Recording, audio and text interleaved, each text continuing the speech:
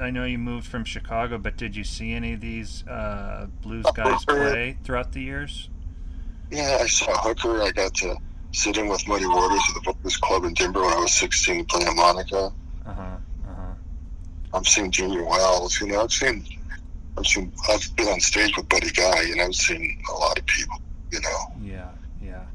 It's, even when I saw Charles Lloyd, he's a jazz guy. That was really cool. I saw all the rock guys. I'm 74, so I was around when all that stuff was going on. Right. Right. Interesting. Things that influence me is like gypsy music or French food. Things out of your culture is the influence. Mm-hmm. Things in your culture is not an influence. And then how did your song "The 10 Million Slaves" get in the Public Enemies, the Michael Mann film? How did that come about? Did he just kind of knew your music? No, I don't know. Well, I was playing at the Chicago Blues Festival, and Maria Norman came to the stage. She said, Michael Mann would like to have a meeting with you. He's interested in your music for this movie he's making.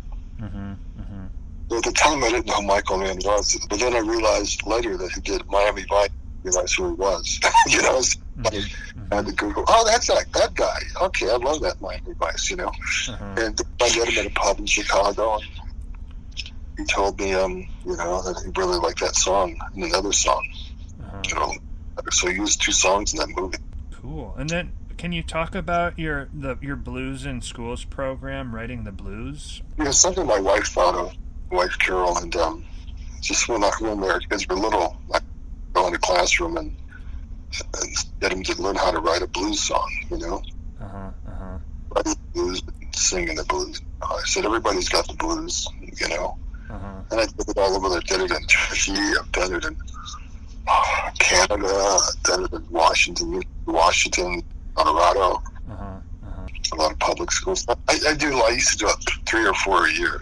How is the reaction these days? Well, I haven't done it for a while. I haven't pushed it, so. Okay. I used to do it when I was, certain times of the year when it was quiet for then I would do some schools. Can you talk about the different necklaces you wear? Is there any meaning to that? I've been wearing American Indian jewelry since I was 16 years old. And what drew you to that? I don't know. Just like it, Yeah. I used to wear beaded moccasins to high school. I just always was into that stuff, Okay. And then you did the retirement from music in 1977, and maybe you can talk about what you ended up doing when you weren't doing music, and what pulled you back in. I got involved with bicycle racing. I had I sponsored black bicycle racers and some Scandinavians, but I knew that blacks used to race bikes, and Major Marshall Taylor was a world champion in 1901. I was part of that movement in the 80s, What is trance blues? Can you kind of describe that label? Yeah, it's just things that are hypnotic, like voodoo music, Ravi Shankar. It's music that just doesn't concentrate on a chord change. It's just hypnotic. Like you hypnotize somebody, you tell them to look at something and it spins around, right? But that's what it is. You can use different types of music. I use blues oriented, And is that how you would kind of describe your music if you had? Yeah, it's repetition. It's just all about repetition. Gotcha. And then is that something you think you pulled from John Lee Hooker, because he's kind of very similar? Yeah, Ravi Shankar. What about Ravi Shankar? Okay. Or sometimes Irish music is trance-like. Sometimes gypsy music is trance-like. West African music. The banjo is a huge part of who you are. Where did you just? Well, yes and no. Yes and no. If you Google me, they won't see that I play banjo. That's kind of strange. Oh, Google it. Try it. It's unbelievable. But yet I have a banjo song that has almost 3 million hits on YouTube. So you go figure, huh? I guess, yeah. That is interesting. Right. Yeah, I just don't play it all the time when I play a concert. I'm not obsessed that I have to play the banjo for half a set or something. Where did you pull? So, were there any specific banjo influences? Because your playing in general is so rhythmic and so unique, and I'm assuming it's very African. you know. Mm-hmm. But the thing, I mean, my biggest influence was a guy named Doc Boggs. He was a old-timey banjo player. Uh-huh. He was a white guy. I really liked Doc Boggs a lot. He was very sort of, very trans, actually. And, but the way because I was playing like Delta guitar when I was two, you know, Mm-hmm. Mm-hmm. it was just very trance-like. And, but I played the guitar the same way I play my banjo. I can play traditional finger-picking banjo, even any bit of bluegrass, but I'm not very good at it. But I learned how to play when I first learned how to play banjo, you know, Fraley. But Fraley's very African, you know.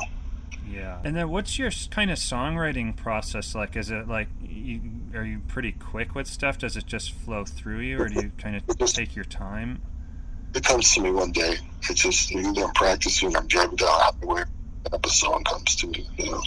Wow. It's a subconscious thing, not a conscious thing. When my mind gets to a certain level of relaxing and I'm in another space, kind of, you know, when you wake up, you're kind of like in another space. Mm-hmm. Or when you drive and you don't remember getting there, you know. Mm-hmm. Mm-hmm. That space is where I write songs. What keeps you motivated to keep playing? Is it just, it's in your soul, have to keep doing it?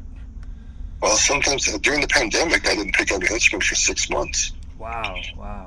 My motivation's just, and then I had, when I decided I was going to start playing again, I had to go practice. I was really kind of, hadn't played for a long time. I had to, you know, I don't look for music.